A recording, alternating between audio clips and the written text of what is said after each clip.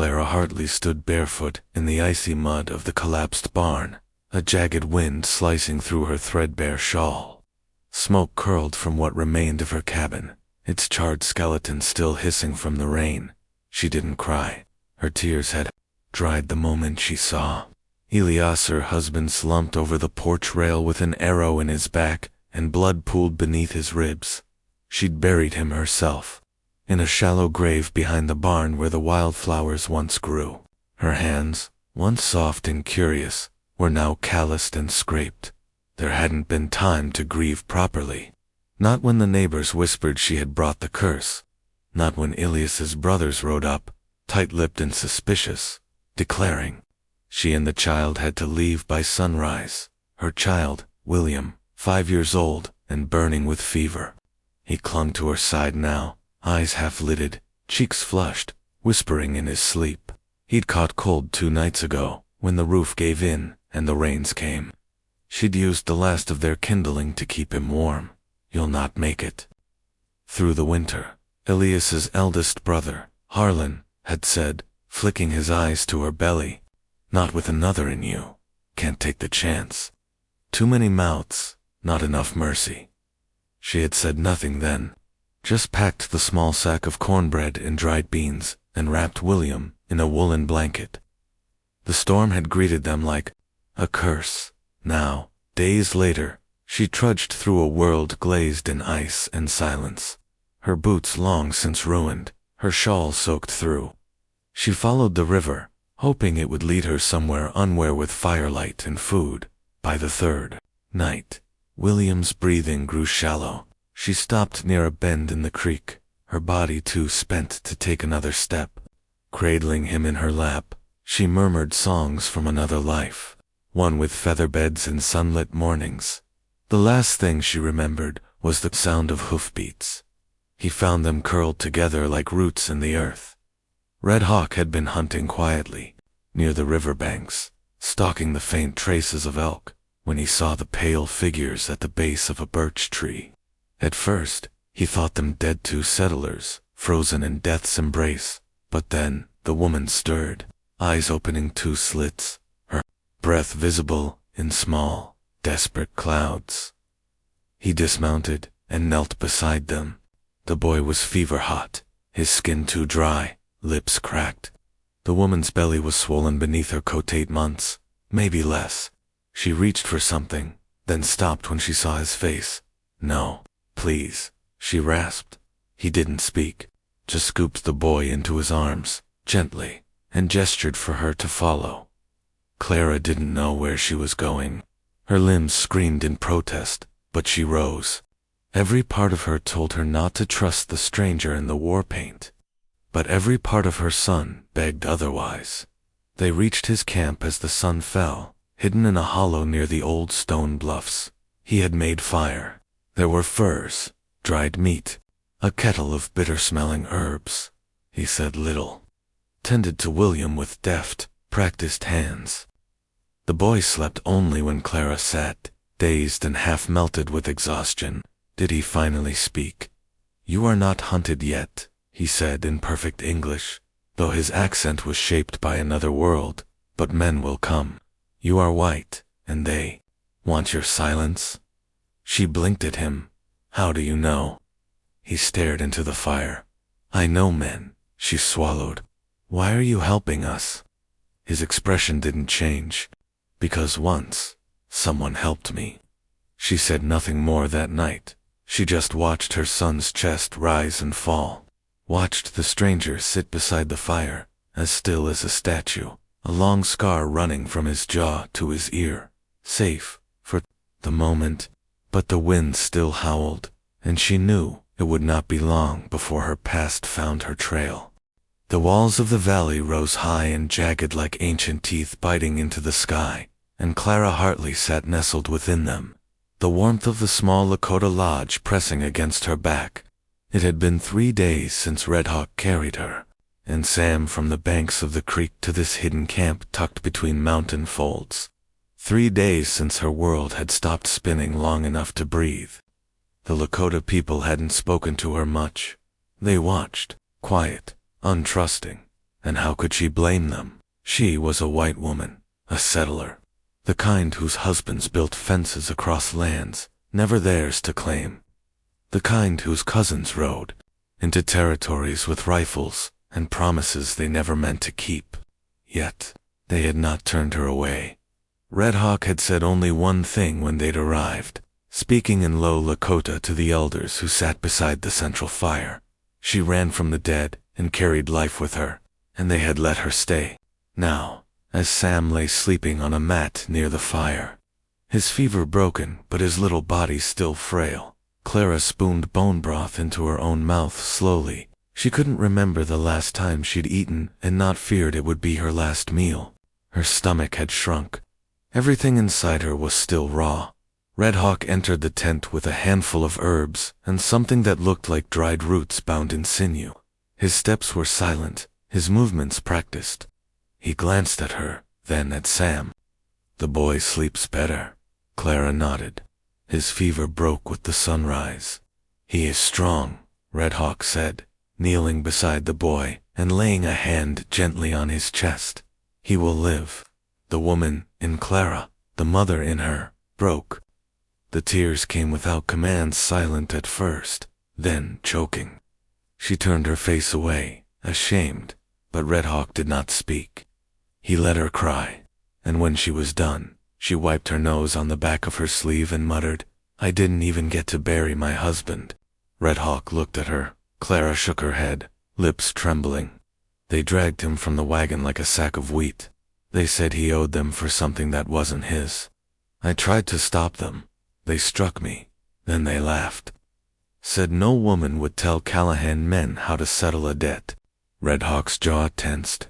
He said nothing, but something hardened in his eyes. Clara looked at him, really looked, for the first time. His face was weathered, not from age, but from endurance. A jagged scar ran down his left cheekbone, faded, but permanent. His braids were bound tightly with beaded wraps, each one carefully placed. His hands, when not holding herbs, were calloused and marked from blade and bowstring. "A man used to war. Why did you help me?" she asked softly. He met her gaze. "Because once, no one helped my mother. That stopped her." The fire cracked between them. Red Hawk broke the silence. "The elders will let you stay a little longer, but not forever. I understand. They fear your presence will bring the men who chased you." "They're not wrong," she whispered. He nodded.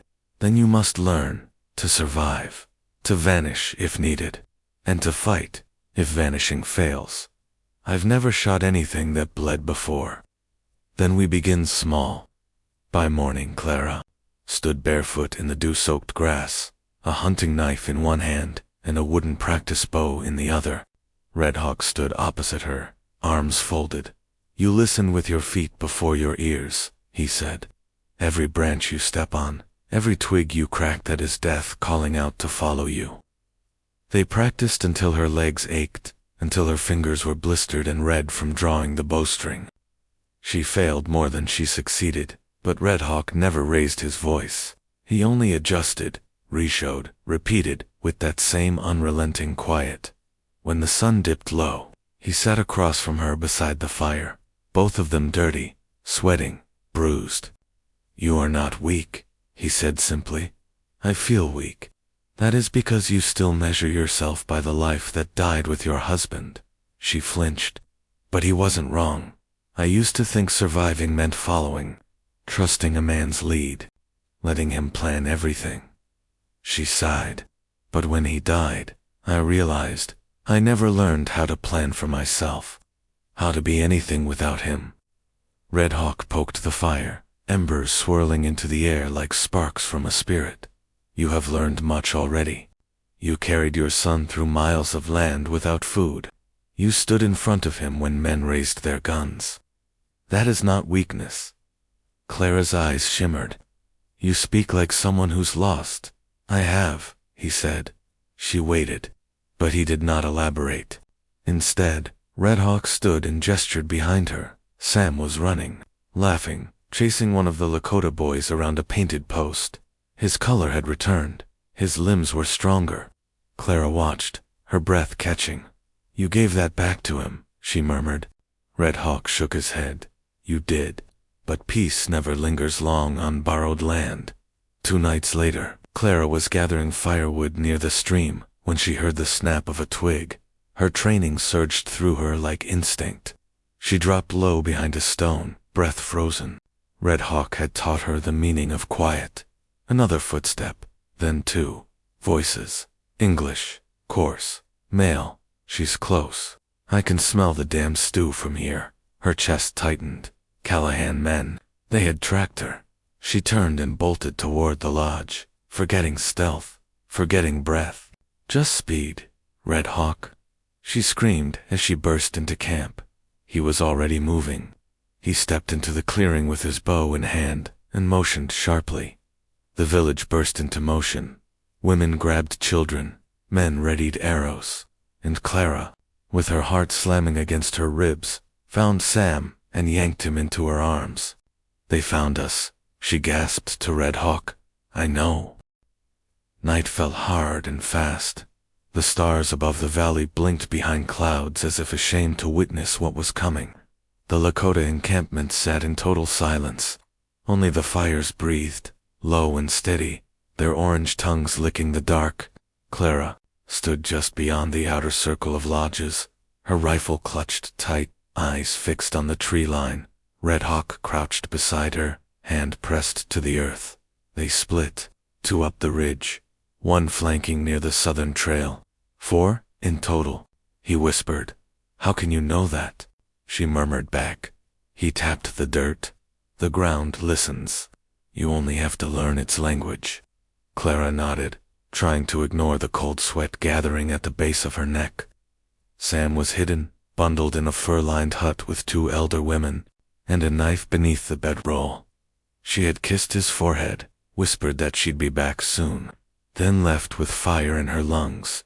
I want to help, she said now. You will. Red Hawk turned to her, eyes calm. You know the southern trail. You trained on it. That's where you'll go. Her stomach lurched. Alone. You must keep them from circling the lodge. Fire a warning shot. If that fails, shoot to kill. Clara swallowed hard. Then she nodded once. They split in silence. She crept down the narrow trail, heart thudding in her throat. The trees pressed close, their branches skeletal in the moonlight. Every sound an owl, a rustle, a breath made her skin crawl. She reached the bend and waited. Nothing.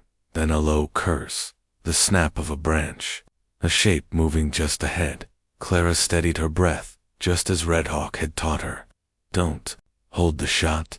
Don't aim for perfection. Breathe, squeeze, fire. She did. The crack tore through the trees, and the figure dropped. But another man burst forward from the brush, cursing. She fired again, missed. He lunged. She tried to reload, but he was on her. They tumbled into the dirt, her rifle skidding into the weeds. His breath was sour, his hands around her throat. You little should have stayed dead like your husband. Clara kneed him hard, and he reeled. She scrambled for the rifle, rolled, and pulled the trigger. Click, empty. The man grinned, raised his knife, and then he stopped. An arrow jutted from his chest. He looked down at it, as if confused, then fell backward with a grunt. Clara turned. Red Hawk stood on the ridge, bow lowered, eyes like stone. You always forget the second one, he said. Clara trembled, trying to catch her breath.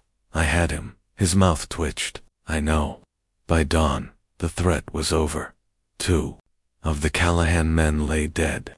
1 escaped, bleeding into the woods. The last had been captured tied to a stake, eyes darting wildly. Clara stood over him, fists clenched. It was Luther Callahan, Harlan's youngest son. He spit at her feet.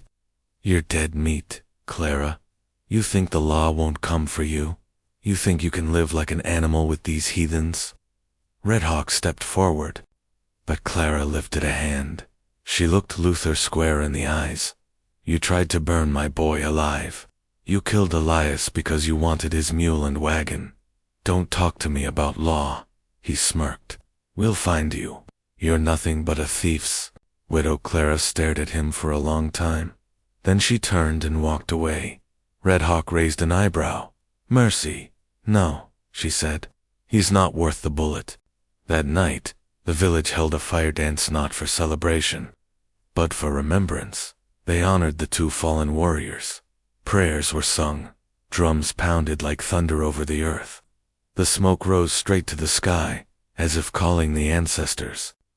Home. Clara sat with Sam on her lap, the boy watching the dancers with wide, shining eyes. He had begun to hum again, the way he used to before the world turned cruel. His face had color, his fingers warm. He was coming back to life. Red Hawk stood, across the fire half-lit, in flickering orange. He had changed, too. There was less stone in his gaze now. More story. Later, as the fire burned low, he sat beside her. "You did not shoot him, no. You spared a man who would have murdered your child. I'm tired of letting men decide how I survive." He considered that. "I once believed mercy was weakness," he said. "But my mother taught me otherwise." Clara looked at him. "You never talk about her. She was left behind by soldiers. I was 5. We walked 30 miles to the reservation on frost-beaten feet. She never cried once. What happened to her? She died the following winter. Too tired to keep going." Clara touched his arm gently. "Then she saved you?" Red Hawk nodded slowly. "She did." They sat in silence. Clara spoke next. "I'm not the same woman I was in the cabin. I buried her beside Elias, the one who waited for help, who stayed silent." Red Hawk's eyes met hers. "What are you now?" Clara held Sam closer, kissed his head. "I'm someone who will never beg for mercy again." Weeks passed. Spring edged over the land in hesitant green brushstrokes. The snow melted from the ridges. The river swelled with meltwater, and Clara, widow mother, outside remained. Some of the village elders still eyed her warily, but others nodded in quiet respect. She tended gardens with the women, mended bows, taught some of the children her songs. She even shot her first deer with Red Hawk at her side. One night, he found her by the river, watching the moon ripple on the water. "You plan to stay," he said. She nodded. "If they'll let me." "They will. You've proved yourself." She turned to him. "What about you? What do you want?" He was quiet a long moment. Then, softly, "Peace, a home, a life not built from blood." Clara reached for his hand. He let her. The stars above were silver and bright, and the wind carried the scent of new grass. The Callahan name was never spoken again. Their fire had burned out in the dust, but the fire Clara found at the creek still burned steady, warm, defiant. And there, in a hidden valley, watched by the mountains and guarded by the spirits of the land, a widow, a warrior, and a child began again.